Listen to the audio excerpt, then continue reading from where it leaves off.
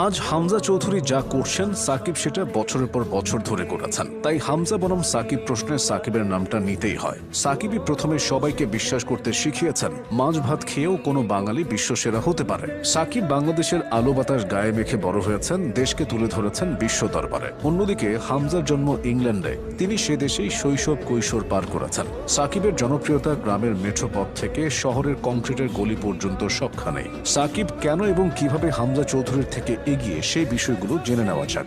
বছরের পর বছর ধরে বৈশ্বিক ক্রীড়াঙ্গনে সাকিবের যে পরিচিতি তৈরি হয়েছে সেটা 1 বা 2 বছরে অন্য কেউ দখল করতে পারবে না। 2019 সালের ক্রিকেট বিশ্বকাপের আগের কথা। বাংলাদেশের একজন রেডিও ধারাভাষ্যকার ইংল্যান্ডের এক স্টেডিয়ামে ঢোকার চেষ্টা করছিলেন, কিন্তু দারোয়ান কিছুতেই ঢুকতে দিচ্ছিল না। জানতে চাওয়া হয় কোন দেশ থেকে এসেছেন, উত্তরে তিনি বলেন বাংলাদেশ। উত্তেজিত হয়ে সেই দারোয়ান ইংরেজিতে যা বলেন তার অর্থ দাঁড়ায়, আপনি সাকিব আল হাসানের দেশের মানুষ।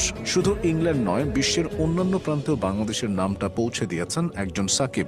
যে ব্যক্তি বাংলাদেশকে অন্য কোনোভাবে চিনত না, সেও সাকিবের মাধ্যমে লাল সবুজের এই দেশটার কথা শুনেছে। এদিক থেকে সাকিব যে কোনো বাংলাদেশি খেলোয়াড়ের চেয়ে সেরা। দ্বিতীয় বিষয়টা হলো জনপ্রিয়তা। সাকিবের মতো জনপ্রিয় খেলোয়াড় বাংলাদেশ তার জন্মলগ্ন থেকে পায়নি। তরুণ থেকে বৃদ্ধ, যুবক থেকে যুবতী, সব শ্রেণীর লোকই তার ভক্ত। ক্যারিয়ারে বিভিন্ন বিতর্কের জন্ম দিলেও সাকিবের গ্রহণযোগ্যতা অন্য পর্যায়ে। বিকেএসপিতে হাজার হাজার শিশু জড়ো হয়ে সাকিবের খেলা দেখে। প্রত্যন্ত অঞ্চলের বাচ্চাদের মধ্যেও সাকিবের জনপ্রিয়তা তুঙ্গে। বিজ্ঞাপনের গানের ভাষায় বললে তিনি আসলেই বাংলাদেশের জান, বাংলাদেশের প্রাণ। এমন জনপ্রিয়তা হামজা চৌধুরী কখনো পাবেন কিনা সেটা ভাবার